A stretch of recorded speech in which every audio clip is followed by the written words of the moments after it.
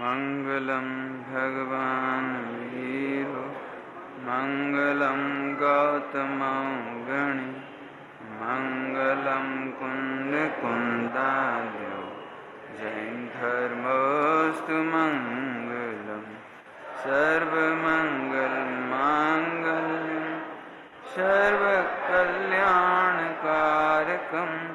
प्रधानम सर्वधर्माणां जैनम जयतु शासनम जैनम जयतु शासनम। बीतरागी देव शास्त्र शासन। मेरी भावना की चर्चा चल रही है। समस्त द्रव्यानियों के जितने सिद्धांत हैं उन सिद्धांतों का मर्म इसमें है। सिद्धांतों का स्वाध्याय करने वालों को, जिन्हें इसका निर्णय है, जिन्हें ये अच्छे लगते हैं, उनका जीवन ऐसा होता है, उनकी भावनाएं ऐसी होती हैं। बहुत सरल सी बात है। जिसको डॉक्टरी सुहाई हो, जिसे डॉक्टर अच्छे लगते हो, जिसको अपने निर्णय में भी है कि मैं डॉक्टर बनूंगा, वो व्यक्ति डैम के सपने नहीं देखता, सड़कों के सपने नहीं देखता कि मैं सड़कें बना रहा हूं, मैं डैम बनवा रहा हूं। वो अंतरिक्ष के सपने नहीं देखता कि मैं अंतरिक्ष में उड़ रहा हूं, क्योंकि उसे डॉक्टर अच्छे लगते हैं, उसे डॉक्टर बनना अच्छा लग रहा है, वो डॉक्टर की पढ़ाई कर रहा है।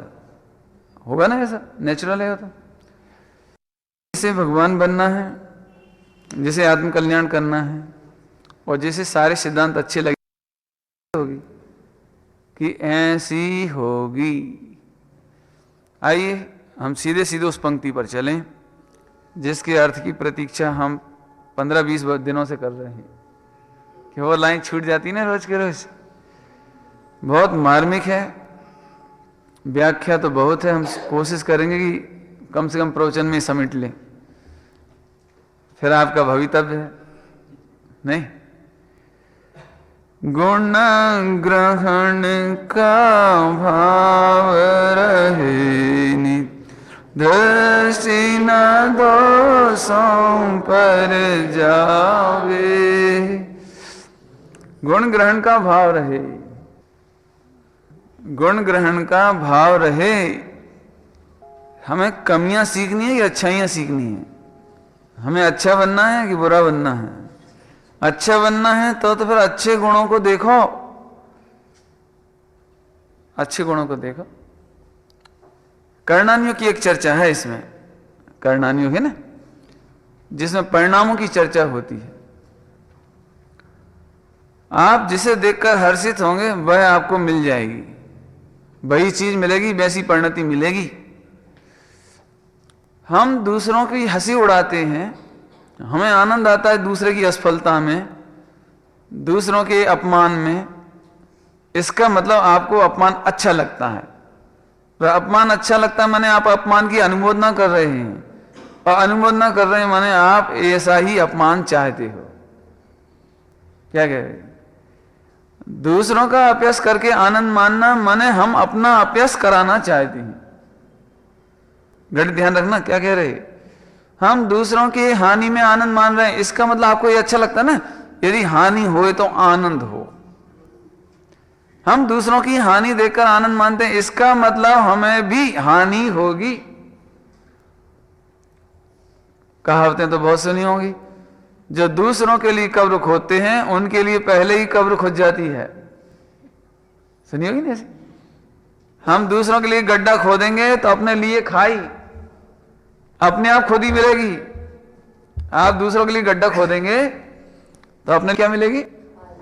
खाई।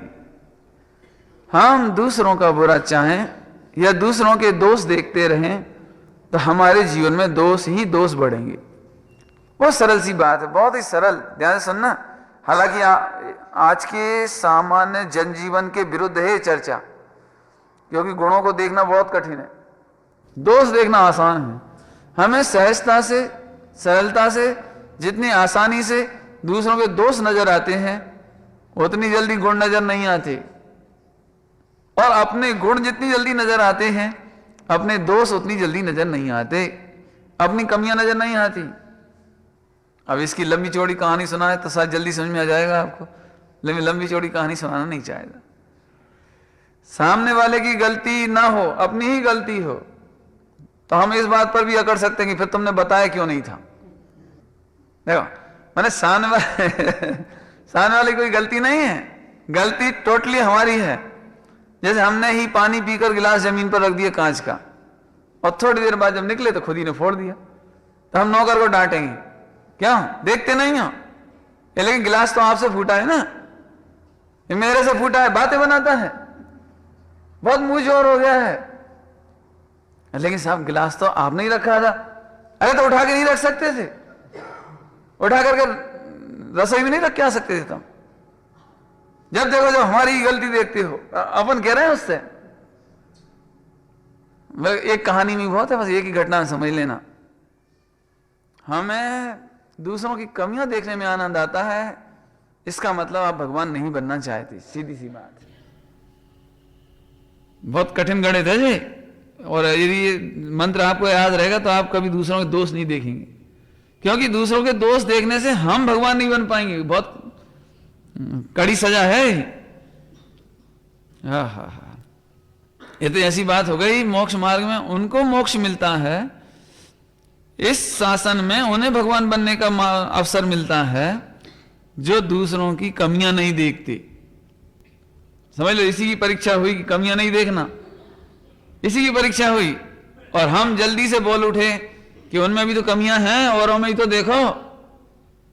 क्यों तुम ठीक से पूजा करते?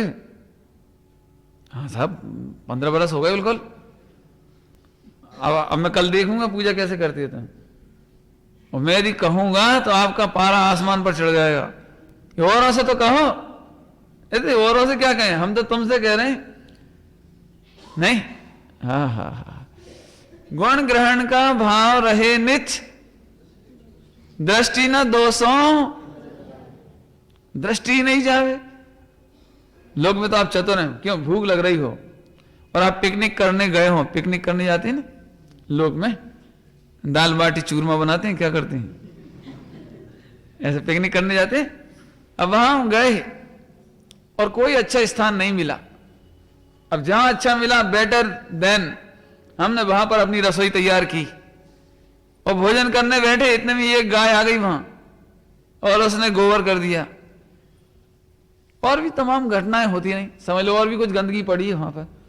क्यों भैया, अब लड्डू का स्वाद लेना तो क्या करते हो तुम? क्यों भोजन का स्वाद लेना तो क्या करते हो? क्या देखते हो बोलो? कि साहब हम तो वहीं वहीं देखते जा रहे हैं। पिकनिक का आनंद लेना हो तो बाहर तो ऐसी ही व्यवस्था मिलेगी। हालांकि दृष्टांत खोटा है, खोटा है माने जिन्नामनाय के विरुद्ध है। जिन्नामनाय के विरुद्ध है वो क्रिया कि लोग पत्तल लेकर के जाते हैं वहां पर। अब पत्तल लेके बैठे, हवा चल पड़ी, हवा चल पड़ी तो क्या करोगे बोलो? उड़ेगी वो, पकड़ो है? अब उसमें मिट्टी भरेगी, अब क्या करें? जाए तो जाए कहां? कोई सेट तो है नहीं वहां पर, कोई कमरा तो है नहीं, तो ढाको। अब खाना तो है ही, अब क्या करो? तो आप क्या करते जाते हो बोलो? गौण करते जाते हो ना कहीं से। देखो ही मत भैया, एक खाओ चुपचाप, जल्दी खाओ, अब देखो मत, बात नहीं करो, बोलो नहीं। माने इतने विपरीत प्रसंगों में भी आपको भोजन करना है तो आप उसे गौण करते हो, क्योंकि आपको तो भोजन ग्रहण करना है। हम उधर देखते भी नहीं है, बात भी नहीं करते। आगे समझ में आया? इतनी चर्चा हुई ऐसे। अब एक बात सुनो, जब भोजन करने में आप इतने सावधान हैं, भोजन करने में, पिकनिक मनाने में, तो आत्म कल्याण की पिकनिक में क्या करना है? भगवान बनने के मार्ग में क्या करना है? कि नहीं साहब हमारी भी तो कोई जिम्मेदारी है सबके दोष दूर करने में। हम अपने बच्चे को सुधारेंगे, पत्नी को सुधारेंगे, माता पिता को सुधार देंगे, ऐसे भी लोग हैं। इसमें एक बात समझो, जगत में कोई दूध का धुला नहीं है, जगत में कोई निर्दोष नहीं है, सभी में औदिक भाव के दोष हो रहे हैं। और स्वभाव से देखा जाए तो सभी भगवान आत्मा पवित्र स्वभावधारी हैं। सारे जीव कैसे हैं? शुद्ध आत्मा। सारे जीव कैसे हैं? सारे जीव निर्दोष है स्वभाव से, स्वभाव से देखो तो निर्दोष, और औद्योगिक भाव से देखा जाए तो सभी में दोष। और वे दोष तुम्हारे दूर करने से दूर नहीं होंगे, नहीं होंगे। और तुम सारी दुनिया के दोष देखते रहोगे तो तुम्हारे गुण कब प्रकट होंगे? तुम अपने दोष कब धोओगे? अपनी कमियां दूर कब करेंगे? जब हम सारी दुनिया की कमियां देखते रहेंगे। आया समझ में? गजब। देखो, दूसरों के दोष देखने में हमारा टाइम खत्म हो जाएगा। आयु कितनी तुम्हारी? और एक बात ध्यान रखो, एक एक जीव में अनंत अनंत दोष। अब क्या करो बोलो? कितना सुधार पाएंगे बोलो? आप कोशिश भी करोगे, कितना सुधार पाओगे? फिर से समझो, औद्योगिक भाव दोषों का ही नाम। औद्योगिक भाव दूर किए जा सकते नहीं, सुधार सकते नहीं। एक एक में अनंत अनंत, तो सारी जगत के कब सुधारोगे? और फिर सारे जगत के सुधारने जाओगे तो अपने कब सुधारोगे? बोला, ऐसी बात है। यूं समझो, अभिषेक तुम्हारी कक्षा में समझ लो 100 विद्यार्थी हैं। अब जो सवाल तुमको आता है वो 99 को नहीं आ रहा, तब तुम क्या करोगे? 99 लोगों को समझाने जाओगे क्या? 99 की कॉपी में सही करने जाओगे? कौन ने कहां चूक की ये करने जाओगे? फिर तब तो तुम जरूर फेल होगे, क्योंकि 99 की कॉपी में सुधारने जाओगे तब तक तुम्हारी कॉपी का क्या होगा? तुम्हें पास होना है तो तुम्हारी सवालों का क्या होगा? आगे समझ में आया? ऐसे खूब विचार करना। अपने पास आयु थोड़ी है, आयु थोड़ी है। हमें जगत के दोष नहीं देखने। लोगों को तो बहुत आनंद आता है, घंटों चर्चाएं करते हैं, बी कथा। अरे पढ़ा तुमने? पढ़ा? उसमें क्या आया है? लौकिक समाचार पढ़ पढ़ के लौकिक आलोचनाओं के शिकार। और जो थोड़े धर्म के मार्ग में लगते हैं वे धार्मिक पत्र पत्रिकाएं पढ़कर उसकी शिकायतों में लगी रहती हैं। तुमने पढ़ा फला की घटना हुई है, फला मंदिर में, फला में ऐसा हुआ। ए भैया, सारे जगत को सुधारने जाओगे तुम सुधार पाओगे नहीं, नंबर 1। लेकिन अपना समय चला जाएगा।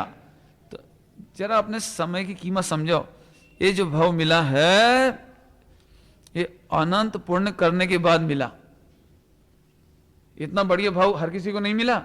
बीतरागी देवसास गुरु मिले, हमें मंद कसाई मिली, तत्व की रुचि मिली, माता पिता अनुकूल मिले। ये हर एक को नहीं मिली ये चीज। और हम इतने कीमती समय को, जिसमें हमें 100% अपना ही कल्याण करना था, और उस समय को दूसरों के दोष देखने में लगा दिया। क्या फायदा होगा? लौकिक में चतुर हैं हम, ऐसी बात नहीं है। क्यों? तुम अपने बिजनेस की चिंता करते हो कि पूरे छिंदवाड़ा में शराबों का क्या हो रहा है, सोने चांदी में कहां किसको घाटा फायदा हो रहा है। तुम कितना चिंता करते हो? वो और सही से नहीं तोलता और ज्यादा तोल के दे देता है। तुम चिंता करते हो कि वो हिसाब किताब नहीं रख पाता, अकाउंट नहीं मेंटेन कर पाता, कि ऊपर के अधिकारियों को वो मिला नहीं पाता, इसलिए इनकम टैक्स से छापा पड़ रहे हैं उनके यहां। तुम क्या करते हो ये तो बताओ? तुम अपनी कमियां दूर करते हो कि दूसरों की? है? क्या गजब है। तो क्या आत्मा व्यापार से भी खराब वस्तु है? बोला? हा। जैसे लोक में हमें जगत की दूसरों की चिंता नहीं होती, अपने बच्चों की, अपने परिवार की, अपने व्यापार की चिंता होती है, ऐसे ही मोक्ष मार्ग में हमें अपने आत्मा की चिंता होनी चाहिए। किसकी चिंता होनी चाहिए? आत्मा की। हा। अब 2 बातें हो गई, जगत में गुण भी हैं और दोष भी हैं। तुम्हारी दृष्टि कहां है? नहीं, सुअर होता ना, सुअर, PIG PIG होता ना। यदि तुम उसे एक साइड गुलाब जामुन परसो और एक जगह परसने की जरूरत नहीं है, मतलब एक जगह परसने की जरूरत ही नहीं है उसे। आप सड़क पर एक जगह उसको गुलाब जामुन की थाल रख दो और एक जगह गटर है उसके लिए, तो लपक कर गटर में घुसेगा वो। तुम्हें दोस्त देखने में अच्छा लगता था इसलिए PIG बन गए तुम। दोस्त में अच्छा लगता था ना, तुम्हें आनंद आता था ना, दूसरों की निंदा में आनंद आता था ना। अभी आप तत्व चर्चा करने बैठ जाओ तो 1 घंटे में तो बहुत बड़ी बात है, 1 घंटा का 10 मिनट में नींद आने लगे। और बी कथा करने बैठ जाओ तो रात की रात, घंटों नहीं, घंटों चर्चा होती रहेगी, बी कथा इधर की उधर, और इस बार क्या होगा, विधानसभा में तो कांग्रेस का ऐसा हुआ, और संसद में क्या होगा। वैसे चल तो रही जुगाड़, सोनिया गांधी लगी तो हैं, इस बार जरूर कुछ होगा। ये तो सोचो तुम्हारा क्या होगा, क्या होगा तुम्हारा, समझ आया? तुम तो ऐसे बैठे हो जैसे तुम अमर हो, तुम तो ऐसे बैठे हो जैसे तुम मोक्ष में ही बैठे हो। कल्पना करो आज ही हमारी आंख बंद हो जाए, कहां जाएंगे, कहां चले जाएंगे? 2, 5, 10 साल में हमारी डेथ हो जाए, लौकिक भाषा में कहें, कहां चले जाएंगे बोलो तो जरा। कितना काम हो गया तुम्हारा? रत्नत्रय हो गए, सम्यक दर्शन ज्ञान चाहित हो गया, तत्व की रुचि लग गई। सच्ची बात है, जिन्हें आत्मा की खबर नहीं, जिन्हें भव की कीमत नहीं, जिन्हें भविष्य की खबर नहीं, और जिन्हें भगवान बनने की ललक नहीं, जिन्हें अपने शुद्धात्म स्वभाव की खबर नहीं, वे तो ऐसी प्रकार से दूसरों की निंदा करने में ही अपना समय खराब करेंगे, करेंगे और करेंगे। दोष ग्रहण करते ही रहेंगे वे तो, दोष ग्रहण। आहा, यहां कौन सी चर्चा चली इतनी देर में? जगत में गुणी जन भी हैं और दोषी जन भी हैं। जो दोषों के भरे हुए ऐसे लोग भी हैं और गुणी जन भी हैं, लेकिन हम गुणी जनों को देख करके तो हर्षित नहीं होते, लेकिन दोषियों को देख करके हर्षित होते हैं, क्योंकि हमें एक मौका मिला निंदा करने का, ऑब्जेक्शन करने का है।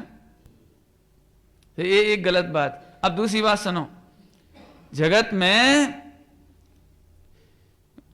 गुणीजन हैं लेकिन हमने उन्हें कभी देखा ही नहीं। हम तो जरा ध्यान सुनना, हम तो निर्दोष जीवों में से भी दोष ग्रहण करने की भावना रखते हैं, इसीलिए तो इसमें भावना भाई है। काय की भावना भाई है कि दृष्टि न दोषों पर जावे, गुण ग्रहण का भाव रहे नित। क्यों?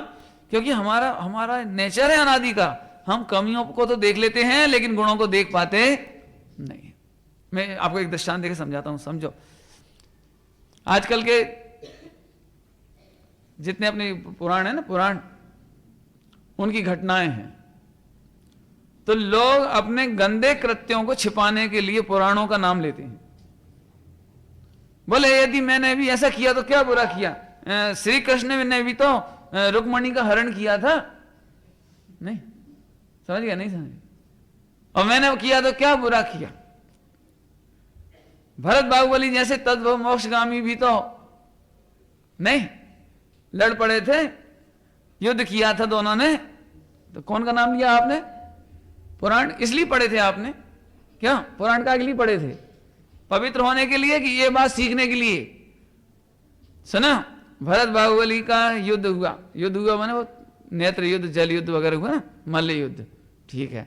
फिर उनमें से एक दीक्षित हुए थे। तुम दोनों में से कौन दीक्षित हुआ अभी तक? जे मत कहो आप, हैं?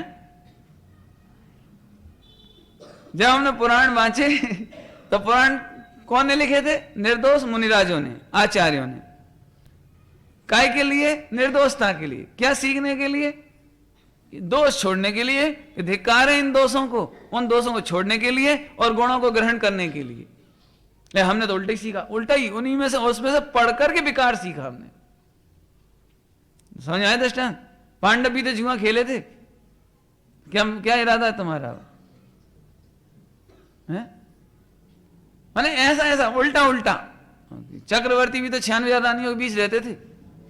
तो तुम ये बात तो कह रहे हो, लेकिन फिर उनकी और परिणति मालूम है तुम्हें? तुमने और आगे पढ़ा है? कुछ नहीं पढ़ा उसमें, है? ये थोड़े में बहुत समझना, दुख होता है इस मामले में। जरा ध्यान से सुनना, यदि ऐसी परिणति हमारी है तो हम भगवान बनने के लायक नहीं है, हमारा कल्याण नहीं होगा। यदि हम प्रथमान योग में से ऐसे छल ग्रहण करते हैं, उन कथाओं का आश्रय इस बात के लिए लेते हैं, मैं फिर कहता हूं, निर्दोष मुनिराजों ने, निर्दोष आराधकों की निर्दोष कथाएं लिखी हैं।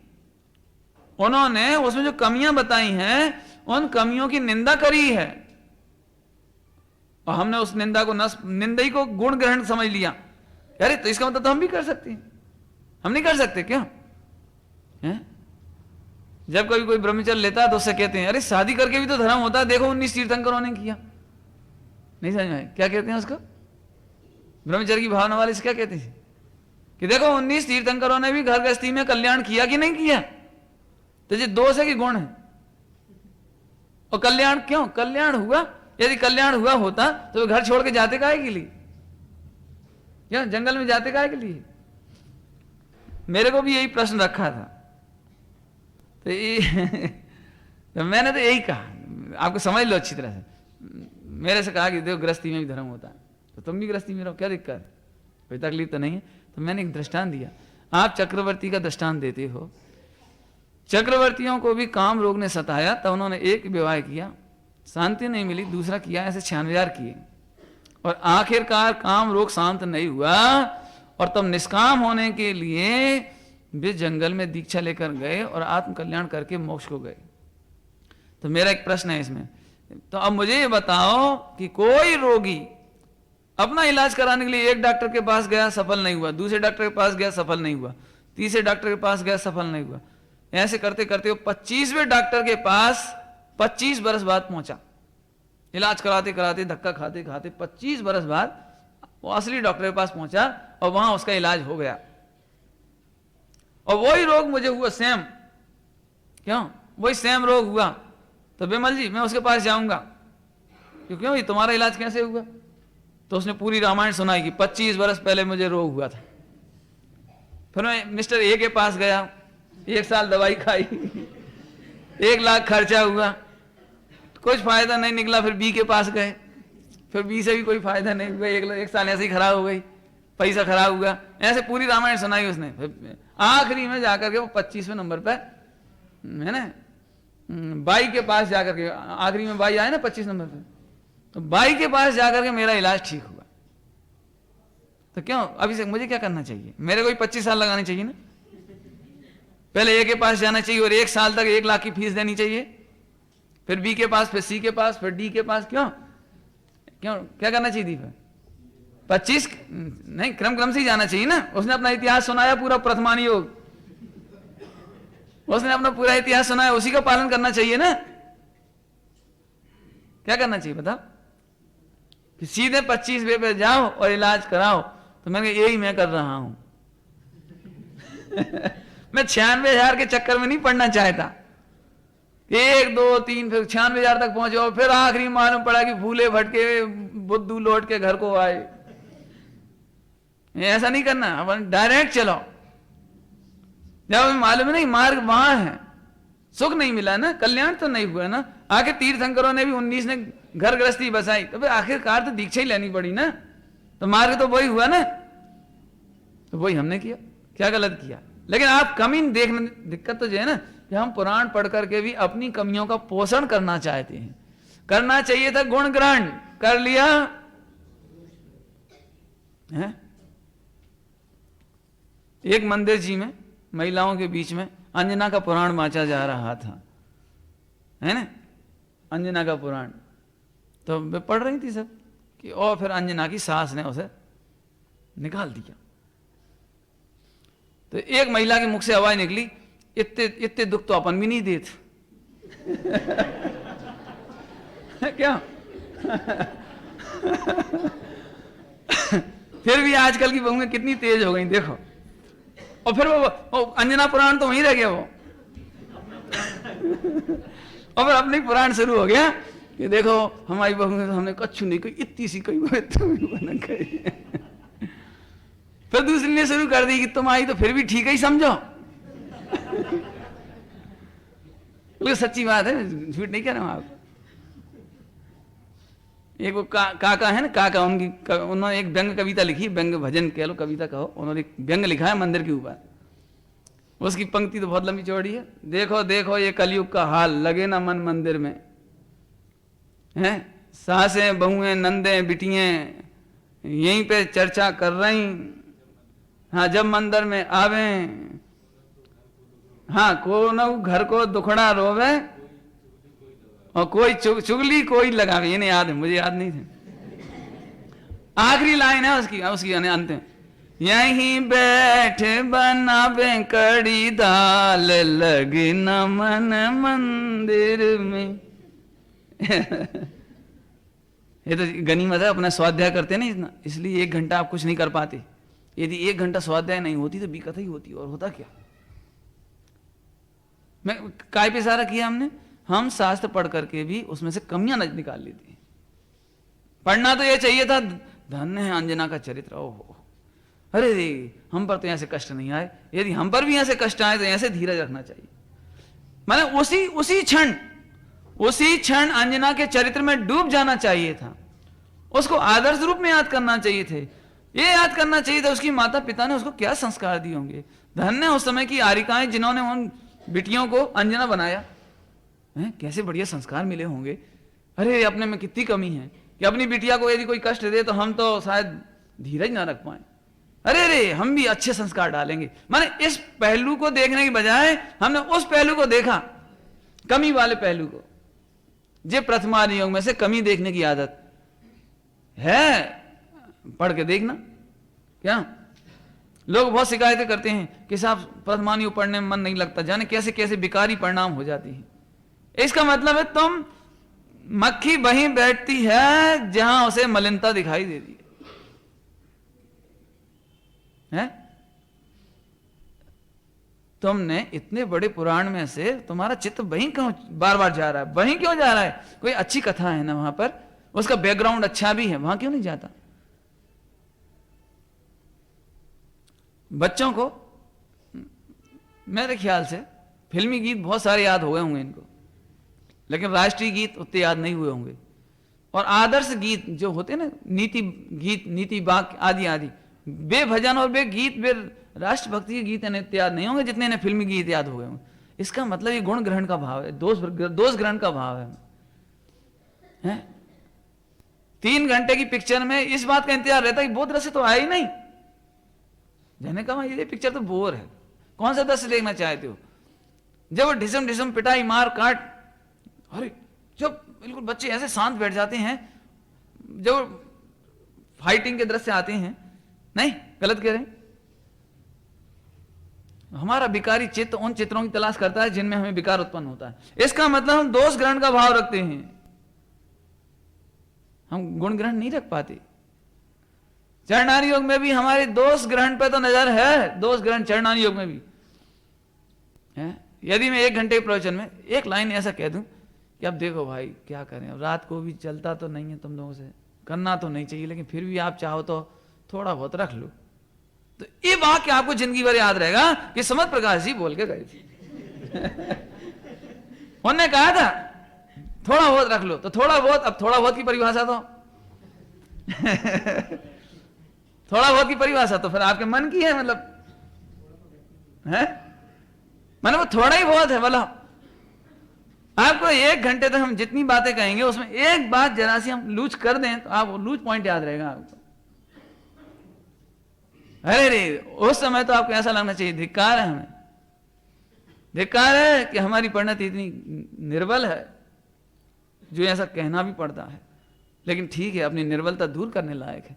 ठीक है, आज नाना प्रकार के जीव हैं, उन्हें देखकर कही योगी पंडित जी ने ये बात, हमें देखकर नहीं कही है?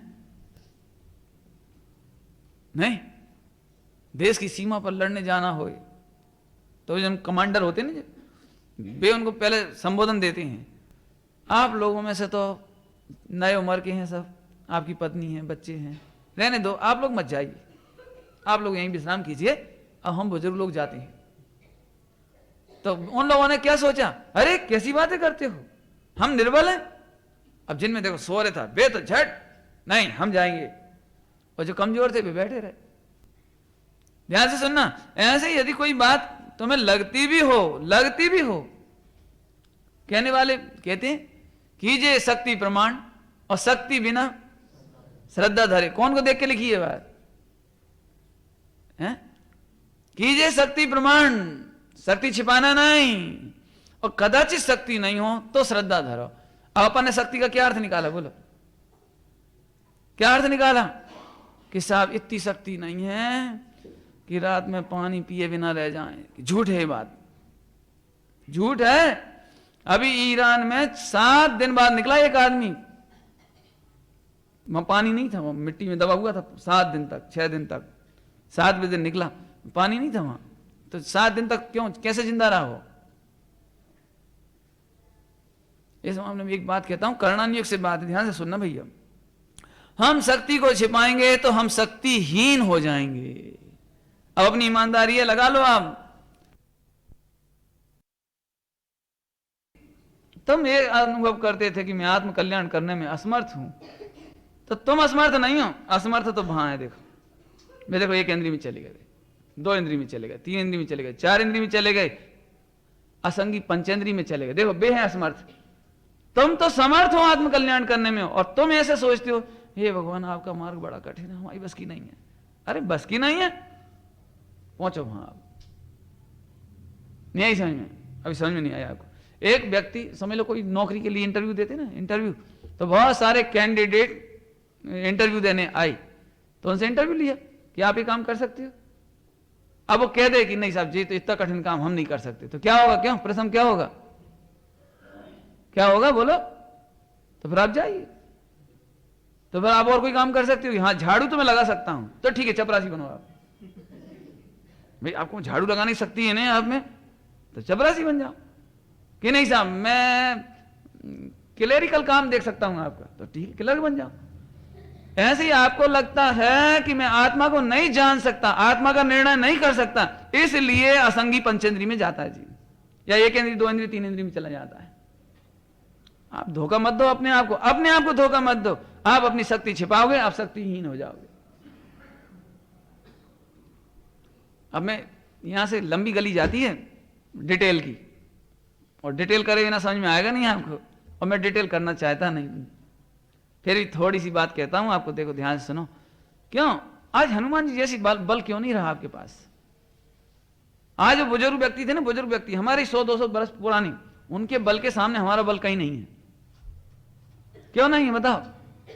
ध्यान से सुनना, ध्यान से सुनना भैया। तुम्हें देवड़ा का पहाड़ आता है?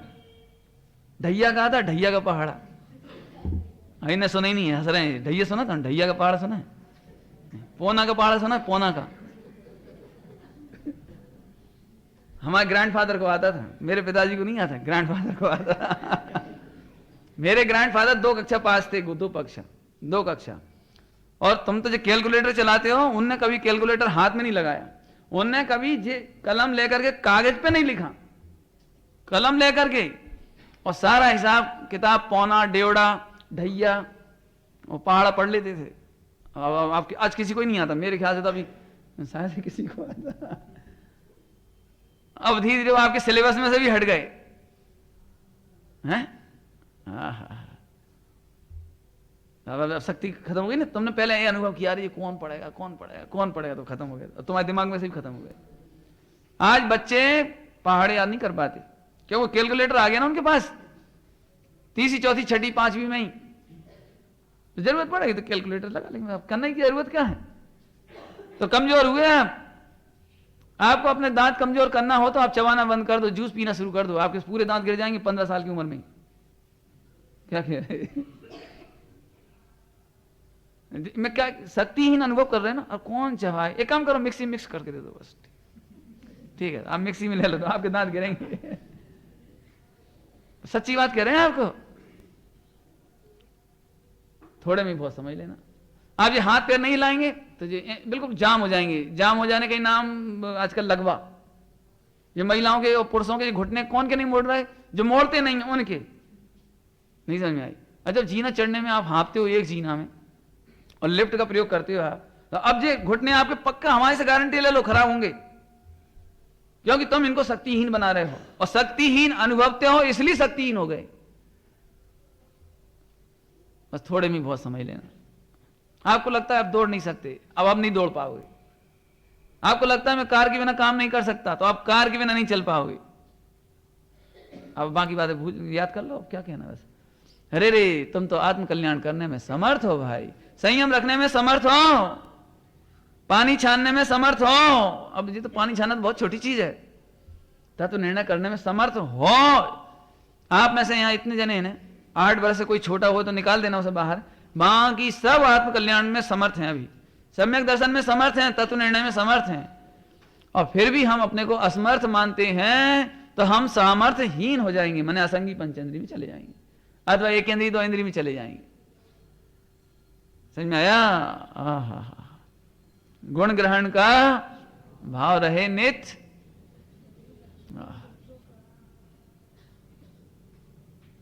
बहुत सरल है बात, बहुत ही सरल।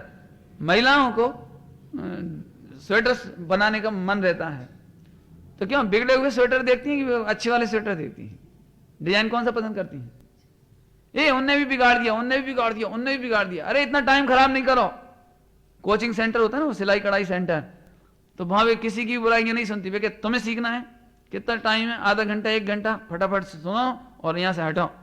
क्यों? अब वो बुराइयां करने लगेगी तो सुनाने सिखाने वाला ही बुराई करने लगे और सीखने वाला ही बुराइयां करे। काहे की कि यही डिजाइन मैंने उन्हें सिखाई थी, लेकिन वो फंदे भूल गई सबरे, और वे वो घटाना की जगह जोड़ दिया, जोड़ने की जगह घटाते रहे वे, तो क्यों आप सीखोगे उनसे? लोक में जैसे हम चतुर हैं, कला सीखने के लिए, व्यापार करने के लिए, पढ़ाई करने के लिए, दूसरों की निंदा में टाइम खराब नहीं करती, ऐसी आत्म कल्याण करने में, आत्म कल्याण के रास्ते में भी जगत के जीवों की तो नहीं, लेकिन धर्मात्माओं की भी निंदा नहीं करना। धर्मात्माओं की नहीं, पापियों की भी निंदा नहीं करना। धर्मात्माओं में तो कमी देखना ही नहीं, धर्मात्माओं में तो कमी देखना ही नहीं है, प्रश्न ही नहीं है। और यदि उनके दोष भी रह जाएं, उदय बस, काहे के बस? उदय बस, तो वे देखने लायक नहीं है। अरे रे, अपने जीवन में दोषों की कमी कहां है? अपने ही दोषों का अवलोकन करेंगे तो दोष निकालने का भाव आएगा। बड़ा कठिन है। हमें अपने जीवन में तो दोष भी गुण नजर आते हैं और दूसरों के जीवन में गुण भी। ऐसा भी होता है? ऐसा कैसे हो सकता है? दूसरों के गुण दोष नजर आते हैं, ऐसा कैसे हो सकता है? दूसरा दान देता हो और हमें पसंद ना हो उसका स्वरूप, मतलब समझ लो व्यापारिक कोई टसल हो, सामाजिक राजनीतिक टसल हो, तो हम क्या कहते हैं? क्यों अब वे काय के दान करते हैं, घमंडी हैं, ऐसे दान देने से क्या फायदा? तो जी क्या हुआ? उनका दान का गुण भी हमारे लिए नजर में क्या हो गया? दोष। कोई पूजा पाठ करता हो, व्रत उपवास करता हो, आचरण करता हो, संयम पालता हो, हमारे मुख से झट निकल जाता हो क्रियाकांडी है, आत्मा तो जानत नहीं। गलत कह रहे हैं? बोलो क्यों, क्या लगता है? झट क्रियाकांडी। ऐसे क्रियाकांड से क्या फायदा?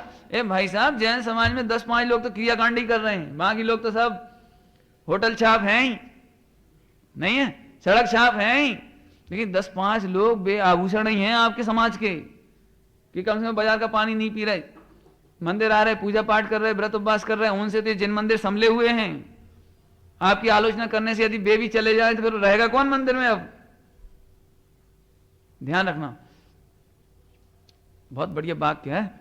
दिगंबर मुनिराज, जैन शासन में अज्ञानियों के भी संयम की निंदा नहीं की गई। फिर से बोल रहा हूं, क्या कहा? क्या कहा? अज्ञानियों के संयम की भी निंदा नहीं की गई। पॉइंट समझ में आया? कौन के? अज्ञानियों के संयम की भी निंदा नहीं की गई। टोडामल जी की शैली में कहो तो शाबाश, इतना तो किया नहीं। कई बार हम मंदिरों के जो व्यवस्थापक होते हैं, ट्रस्टी होते हैं या मुखिया होते हैं, जो भी होते हैं, हम सोचते हैं कि इनको, इनकी आलोचना करो। हो, स्वाध्याय तो करते नहीं, फला तो करते नहीं, सम्यक दर्शन तो करते नहीं, फला तो करते नहीं, तत्व निर्णय तो करते नहीं। अच्छा, मैं एक बात पूछता हूँ, 90% लोग तो मंदिर ही नहीं आ रहे, तो वे तो गेट आउट हो ही गए। अब जो आ रहे हैं वे एक दूसरे की आलोचना करके मंदिर से बाहर हो जाएं, तो फिर मंदिर कौन चलाएगा? क्या सम्यक दृष्टि तो मुश्किल से इंडिया में यदि हुए भी तो गिनती के 2-4-6 होंगे, तो अब मंदिर कौन से चलेंगे? क्यों 2-4-6 से कौन से चलेंगे? इतने सारे मंदिरों की प्रतिमाओं की प्रक्षाल कौन करेंगे? ये शुद्धान्नाय कौन बनाए रखेगा? इसलिए मेरी ये बात कहना है, हम किसी भी कीमत पर धर्मात्माओं की तो निंदा करने का प्रश्न ही नहीं है, लेकिन अज्ञानी हो और उनके जीवन में थोड़ा बहुत भी बाहिरंग आचरण भी हो, थोड़े से भी गुण हो, थोड़े से भी, तो उनकी भी निंदा नहीं करना। कि साहब लिखा तो है, पे निज आत्म ज्ञान विना सुख, तो यही तो लिखा है कि वे आत्मज्ञान के बिना सुख नहीं पाते हैं। ये कब लिखा है कि वे आत्मज्ञान के बिना करने से वे दुख माने बहुत बुरा करते हैं, गलत करते हैं, करना ही नहीं चाहिए, ये कब लिखा है बता? तो जो आचरण अच्छा है वो तो अच्छा ही है, क्या सुधारने की जरूरत है? जैसे द्रवलिंगी मुनिराज होते हैं, द्रवलिंगी मुनिराज, तो शास्त्रों में द्रवलिंगियों की भी पूजा की है। पहले गुणस्थानवर्ती हैं कौन? पहले गुणस्थानवर्ती हैं द्रवलिंगी, 28 मूल गुण का निर्दोष पालन करते हैं, तो उनकी भी अष्ट द्रव्य से पूजा करो, उन्हें आहार दान दो। मालूम क्यों? क्योंकि उनका बहिरंग आचरण तो सही है ही, और अंतर की अनुभूति तो एक क्षण का कमाल है, एक क्षण का कमाल है। जैसे तत्व का निर्णय करेंगे और अनुभूति करेंगे तो सम्यक दृष्टि हो जाएंगे, वे ही आत्मा के बल पर 3 कसा चौकड़ी का अभाव कर लेंगे। इसलिए पूजा करो, उन्होंने आहार दान दो, ऐसा लिखा।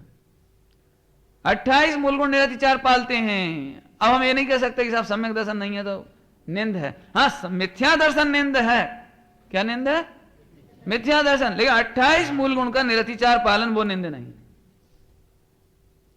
एक बात ध्यान से सुनना भैया, कई लोगों को ऐसा ही लगता है कि क्यों साहब आप कौन से गुण स्थान बढ़ती हो, जैसे मेरी समझ लो, कौन से गुण स्थान बढ़ती हो भैया? कि पंचम गुण स्थान बढ़ती, कि चौथे गुण स्थान बढ़ती, कि पहले गुण स्थान बढ़ती, कौन से गुण स्थान बढ़ती? बड़ा कठिन प्रश्न है जी। मैंने ये जवाब दिया, मेरे से पूछा था इसलिए मैंने जवाब दिया। मैंने देखो भैया, इसका सीधा कनेक्शन गुणस्थान से नहीं है, इसका सीधा कनेक्शन मंद कसाय से है।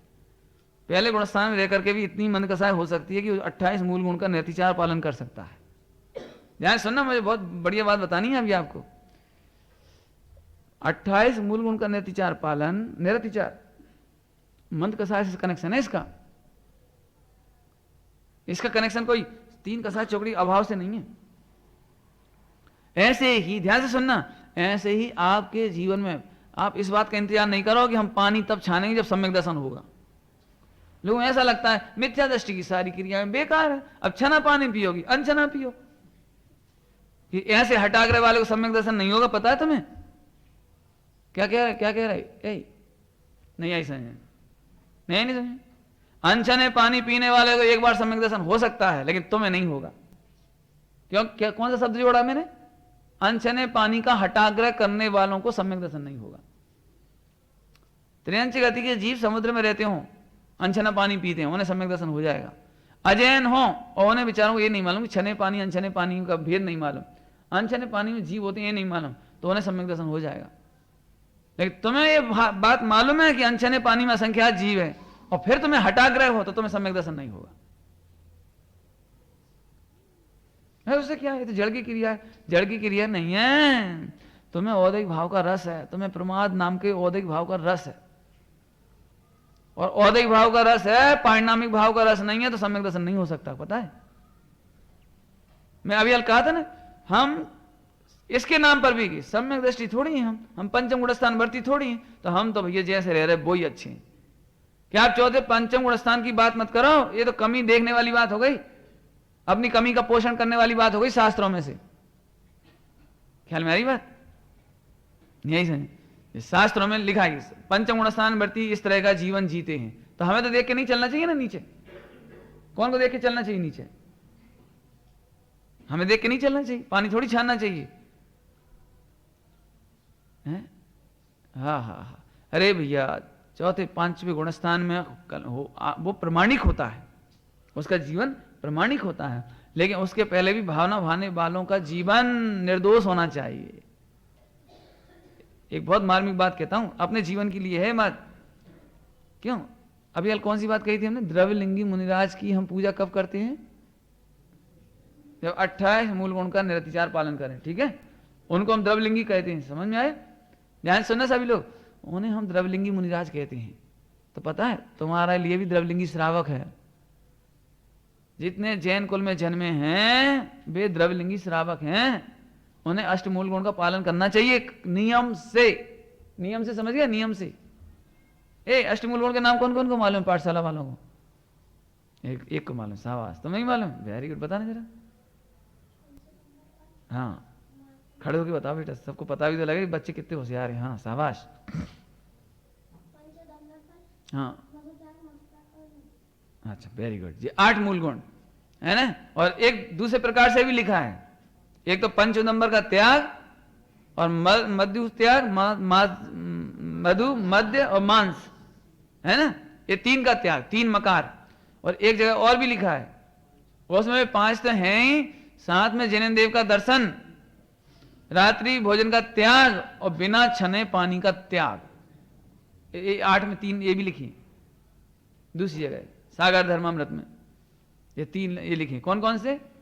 वे ही जैनी हैं जो प्रतिदिन जिन मंदिर जाते हैं। एक, जिन मंदिर नहीं जाते वे जैनी नहीं, द्रवलिंगी जैन भी नहीं। भावलिंगी तो सम्यक दर्शन के बाद होते हैं, अभी तो द्रवलिंगी जैन की बात चल रही। जब तुम मुनिराजों से द्रवलिंग की अपेक्षा रखते हो तो हमसे द्रवलिंग की अपेक्षा नहीं रखी जाएगी।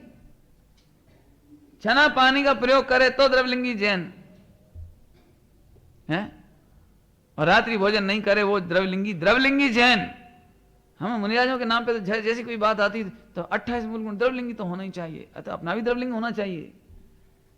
ये बात कभी सोचते हैं? कभी नहीं सोचते। क्यों? कि अपना गुण ग्रहण का भाव नहीं है। अपने को तो ये लगता है कि पंडित हमें कौन, अवरत सम्यक दृष्टि भी नहीं है हम तो हमें तो रात दिन का भी चल सकता है, कौन हम व्रती हैं। अभी कोई से कहा तो हम कौन त्यागी हैं? माँ बाप बच्चों को दोष ग्रहण करने की आदत ही सिखाती है। जैसे बच्चा कहे मम्मी मैं तो आज से ऐसा नहीं करूंगा, अरे तुम का त्यागी हो। यदि 18-20 साल का नौजवान कॉलेज में पढ़ने वाला और वो कोई चीज का त्याग कर देवे, बाजार का पानी आदि कुछ, तो सारे मित्र तो कहें सो तो ठीक, बेचारे अज्ञानी हैं। लेकिन माताएं, पिता, चाचा और जो रिश्तेदार, ये तुमका व्रती त्यागी हो, तुमका मुनि होगा। अरे व्रती त्यागी हो, मुनिराज का जीवन तो बहुत ऊंचा होता है। ये तो हमारा क्या है, नाम तो बोलो जरा, कौन सा है, क्या है तुम्हारा? ये तो हमारा द्रवलिंग है। इतना तो हमें होना ही चाहिए। अब जी कौन से दोस्त दिखाए जा रहे हैं यहाँ आपको कि हम शास्त्र पढ़ करके भी ऐसे कमियां निकालते हैं। हमने करणानियों पढ़ के भी ये निकाला कि हम कौन गुणस्थान वर्ती हैं। क्यों? पंचम गुणस्थान वर्ती होगे तभी जीवन पालोगे। जब सम्यक दर्शन होगा तब तो कोई तुम्हारा दरवाजा खटखटाएगा, भाई साहब सम्यक दर्शन हो गया, पानी छान लो। है क्या? मेरे से इस मामले में बहुत चर्चा हुई तो मैंने कहा भैया बुद्धिपूर्वक पानी छाना सीखा जाता है, कपड़ा लाना सीखा जाता है, कपड़ा कितना मोटा है ये बुद्धिपूर्वक सीखा जाता है। ऐसा नहीं सम्यक दर्शन होने के बाद भी इसका ज्ञान अपने आप आ जाता है। ध्यान से सुनना भैया, ध्यान से सुनना। कोई तुमसे कहे कि तुम्हारा कौन सा गुणस्थान है, तो गुणस्थान का संबंध श्रद्धा से है, अनुभूति से है। चरणानियों की परंपराएं बाहर से होती हैं, ये लौकिक परंपराएं होती हैं, लौकिक, और ये लोक में सर्वश्रेष्ठ विवेक की परंपरा है। आज हम पानी निर्दोष पीते हैं, आज आखिरकार पूरे विश्व को हमारे पीछे आना पड़ा, पता है तुम्हें? हमने तो बहुत छोटा सा कपड़ा बनाया था पानी छानने का, और इतना सस्ती प्रक्रिया थी, सस्ती 10-15 रुपए का, कि हर गरीब से गरीब रख सकता था।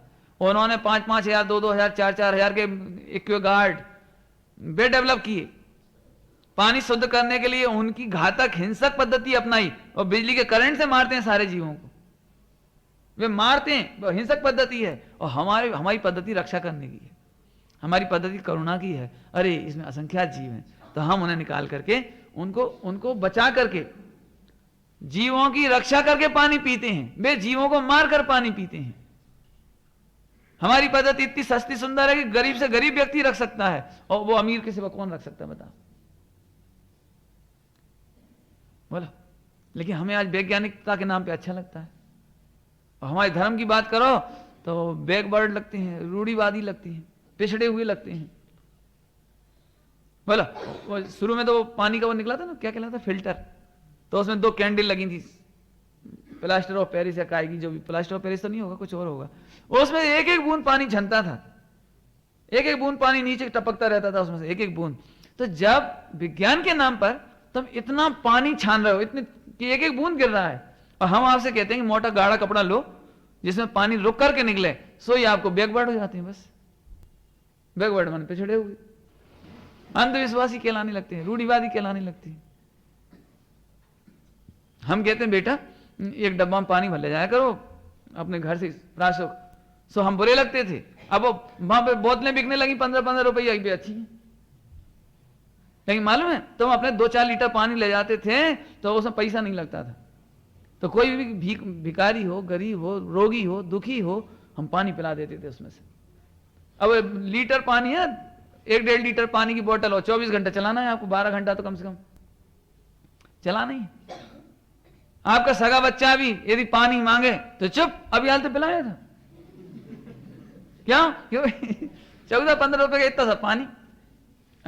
लोग देखता हूं मैं बिल्कुल कंजूसी से पानी पीते, एक घूंट पी लिया बस, रख दिया। मैं खुद पी सके और बच्चे को भी पिलाएंगे तो बिल्कुल। तो कुछ दिन बाद ऐसा हो जैसे दवाइयां पीते हैं ढक्कन से ही ढक्कन से पानी पिलाएंगे उसे बस, या चुप बस बैठे शांति से। ऐसी निर्दयता की पद्धति आई। अब कोई लोगों को समझ में नहीं आता, लोगों को लगता है मैं मॉडर्न हो गया। लड़कों को इतना अच्छा लगता है, सूटकेस तो पकड़ाते हैं नौकर को, वो क्या मतलब कुली को, इतना सा ब्रीफ केस तो पकड़ाते हैं उसको और खुद बोतल लेके चलते हैं। क्या गजा है। अंधविश्वासी तुम हो कि हम हैं? बिना विवेक के तुम पाश्चात्य संस्कृति को फॉलो करते हो, हमें कि तुम हो। और उनमें तो अभी भी दोष पाए गए। इंडिया टुडे में पूरा लेख आया, जितने जो पानी की कंपनियां हैं सारी कंपनियां ठग रही हैं आपको। आपके देश का पानी आपको पिला करके पूरा पैसा डॉलर में बना के वहां ले जा रहे हैं अमेरिका। अभी बीच में तो प्रतिबंध ही लग गया था इन पे सारे पानी पर, लेकिन हमें वो 15 रुपए का पानी अच्छा लगता है कि हम मॉडर्न है। ज्यादा नहीं कहता हूं, इसलिए कहता हूं जिनवाणी में से कोई बात पढ़ करके चरणानियों को आप किसी भी तर्क से नहीं काटो। आप कर्णानियों से काटने की कोशिश करते हो। 14 गुणस्थान, 5वां गुणस्थान जो होता है ना, इतनी कसाय चौकड़ी का अभाव में, एक कसाय चौकड़ी के अभाव में सम्यक दर्शन, तो ये कर्णानियों का विधान है, चरणानियों का विधान नहीं है। आप उस समय ये याद नहीं करो कि मैं तो पहले ही गुणस्थान वाला हूं, तो मैं तो चाय जो खा सकता हूं। और अव्रत सम्यक दृष्टि भी कौन से व्रती होते हैं? कोई व्रती थोड़ी होते हैं। तो मैं भी अव्रत सम्यक दृष्टि हूं, तो चाय जैसा खाऊं पीऊं, ये गलत बात है, बिल्कुल नहीं। चरणानियोग को कर्णानियोग से नहीं काटो आप, कर्णानियोग को द्रव्यानियोग से नहीं काटो आप। ये दोष निकालने जैसी बात है, दोष देखने जैसी बातें हैं। गुण ग्रहण का भाव रहे नेत, दृष्टि ना, दृष्टि दोषों पर नहीं जावे। वहां दोष है नहीं, गजब। तो देखो अभी काय की चर्चा चली, निर्दोषता में से भी दोष देखते हैं हम। होना चाहिए उनमें से गुण ग्रहण, वो हम नहीं कर पाते। आया समझ में आया? अब इतनी चर्चा तो इस बात की हुई कि हम जहां दोषी जीव दिखाई देंगे लौकिक, उनमें से भी दोष नहीं देखेंगे। गुण ग्रहण का एक दृष्टांत बहुत अच्छा आता है, श्री कृष्ण जी का प्रसंग आता है उसमें। वे जिन मंदिर से आ रहे थे तो रास्ते में एक कुत्ता पड़ा हुआ था। एक देव ने उनकी परीक्षा लेने के लिए, क्योंकि देव गति में उनकी प्रशंसा हुई कि श्री कृष्ण कितने अच्छे हैं, गुणग्राही हैं वे, गुणग्राही। तो एक देव को ऐसा विकल्प आया, ऐसे कैसे गुणग्राही, मैं देखता हूं परीक्षा लेकर। सो वे आए, तो जब मंदिर से लौट रहे थे तो रास्ते में वो बिल्कुल दुर्गंधित कुत्ता बन के पड़ गया वो देव, और सब लोग नाक बंद करके भाग गए उधर। श्री कृष्ण जी आए देखा, देखते सी, अरे देखो तो सही, इसके पूरे शरीर से दुर्गंध आ रही है, लेकिन इसके दांत कितने सुंदर हैं, कितने सफेद, कितने अच्छे हैं। देख गुणग्राही देख लिए, सब देव खड़ा हो गया बस। अरे रे, सब तो नाक बंद करके चले गए और आपने गौर से इतने दुर्गंधित शरीर में से भी दांत अच्छे, ये देख लिया आपने। क्या? क्योंकि अंतर में तो तुमने पवित्र आत्मा है ही, अंतर में तो पवित्र भगवान आत्मा स्वभाव लिए हुए आत्मा है ही। ये उसमें दृष्टांत दिया है। ऐसे अपन गुणग्राही बने। और इससे काय की बात चल रही है, काय की बात चल रही है, आपकी प्रसन्नता की बात चल रही है। आप सुखी रहोगे। जिन्हें दोष देखने की आदत है वे तो 24 घंटे दुखी ही हैं। उन्हें तो लोग में ऐसा भी कहते हैं भगवान भी सुखी नहीं कर सकते। नहीं, जिन्हें दोष देखने की आदत पड़ जाती है वे कभी सुखी नहीं हो पाते। ये तो आपकी सुखी चर्चा चल रही है? घर में पूरे में सफाई हो, लेकिन एक इतना सा कचरा पड़ा हो तो कहां नजर जाएगी अपनी? अपन ये नहीं कहेंगे कि अरे आज तो बड़ी सफाई है, गजब, बहुत बढ़िया, कोई बात, अभी 10 कचरा उठा फेंक दे रहे। लो, क्यों झगड़ा होगा? नहीं होगा। पूरी रसोई अच्छी बनी, एक नमक कम होए, अरे वाह आज रसोई बहुत अच्छी बनी, ला थोड़ा नमक दे दो बस। इतने से में झगड़ा शांत हो सकता था। लेकिन हम इन दो बातें जो छोटे छोटे एग्जाम्पल दिए, हम इन्हीं को तूल दे सकते हैं। तो दुखी कौन होगा? क्यों? कसाय कौन करेगा? तो कसाय करेगा तो दुख कौन भोगेगा? दुख कौन भोगेगा? दुख तो अपन ही भोगेंगे। वर्तमान में भी दुख भोगेंगे और कर्म बंद होगा तो भविष्य में भी दुख भोगेंगे। इसलिए सबसे बढ़िया है हमें दोष देखना ही नहीं है। और विचार करो, और विचार करो, यदि आपको दोष दिख भी रहे हैं किसी में, या किसी ने आपको बुरा कर दिया, किसी ने आपकी निंदा कर दी, तो इसमें भी उदय किसका खराब है? उदय किसका खराब है? किसका खराब है उदय? उदय अपना ही खराब है। अपन ने भी तो निंदा की होगी है? सीता को जब जंगल में निकाल दिया तो उन्होंने किसी को दोष नहीं दिया। मालूम सबसे पहली पंक्ति क्या लिखी उन्होंने सीता के 12 मासा में? क्या मैं सतगुरु निंदियो। जैसे ही कृतांत बकरे ने उसे जंगल में छोड़ा और बताया कि तुम्हें रामचंद्र जी ने निकाल दिया क्योंकि तुम रावण के घर पे रही 6 महीने, तो सील का दूषण जान के निकाला। अरे तो क्या मैंने सच्चे गुरुओं की निंदा की थी? ये नहीं कहा कि कौन ने निंदा की, पूछना तो चाहिए था। और रामचंद्र जी भी कैसे, क्या मैं कुछ नहीं कहा। या दियो सतियन दोष, या फिर मैंने सतियों को दोष दिया है। क्या बात है, मेरे स्वामी ने मुझे क्यों निर्दोष होने पर भी निकाल दिया? जरूर मैंने निर्दोषों की निंदा की होगी।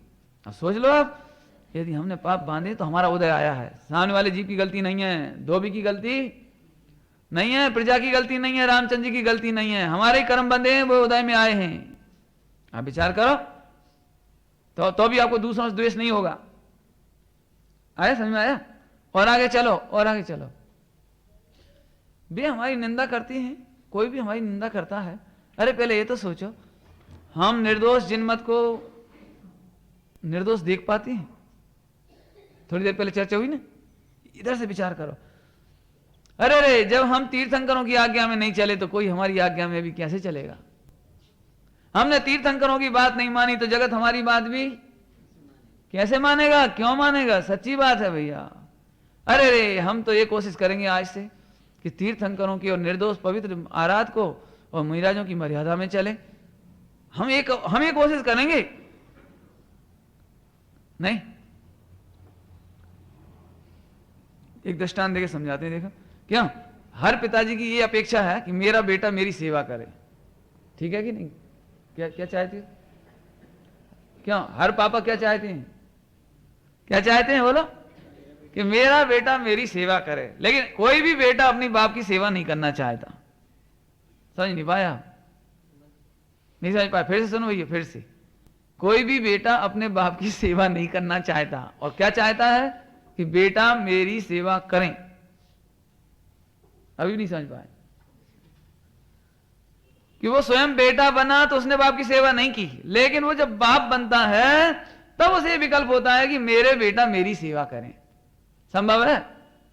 सुनो, ऐसी बात जानकर आप अपने पिताजी की सेवा करो तो बेटा तुम्हारी सेवा करेंगे। क्यों? संस्कृति तो बचपन से सीखी जाती है। बचपन से ही बच्चा देख रहा है कि पिताजी ग्रैंडफादर की अवहेलना करते हैं, उपेक्षा करते हैं, डांट देते हैं, तिरस्कार कर देते हैं, उनकी आवश्यकताएं पूरी नहीं करते, तो बच्चा कौन सी संस्कृति सीखेगा?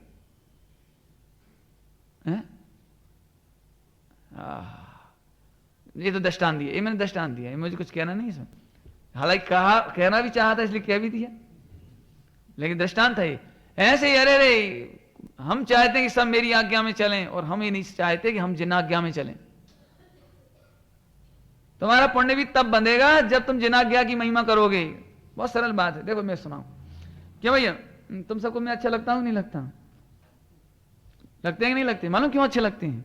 इसलिए अच्छे लगते हैं कि हम जिनेंद्र भगवान की महिमा कर रहे हैं। यदि मैं जिनेंद्र भगवान की निंदा करने लगूं तो आप कितनी देर बिठाओगे?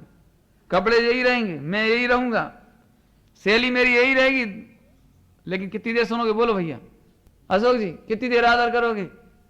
अभी पूरा समाज मेरा आदर इसलिए कर रहा है कि मैं एक का आदर कर रहा हूं। देखो,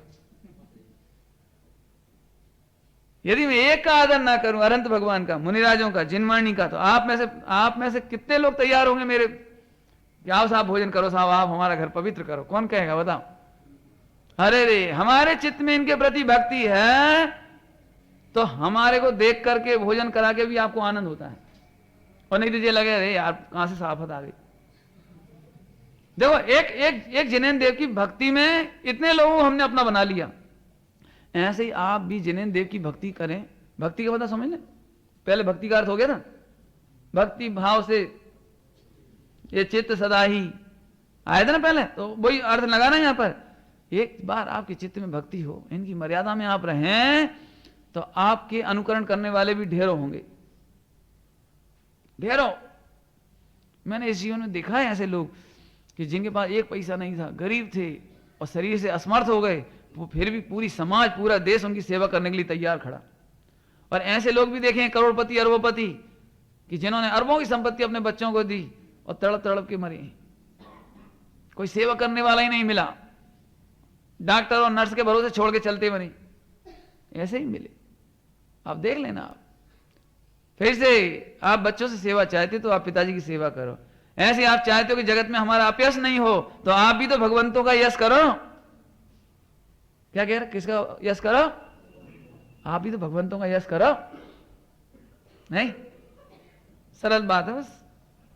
गुण ग्रहण का भाव रखो तो लोग भी तुम्हारे से गुण ग्रहण करेंगे, और तुम दोष ग्रहण करोगे तो जगत भी तुमसे दोष ग्रहण करेगा। बस सरल गणित है।